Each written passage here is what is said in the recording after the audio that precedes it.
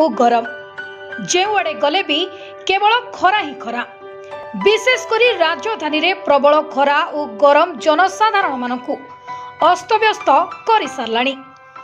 एही प्रबल खरारे रास्ता कड़े जाउथिबा तुषार्थ लोकोंक पई सामाजिक युव संगठन पक्षरु जलछत्र खंडगिरी जयदेव वाटिका छकटारे उद्घाटित हो जाइछि।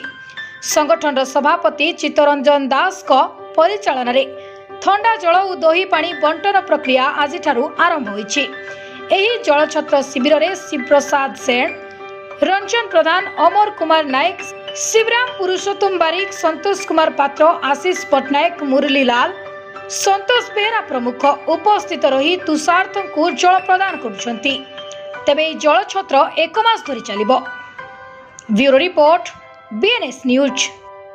आँखें झलसी दोछी जेबी जाउछी पड़ तोड़ी जी साड़ी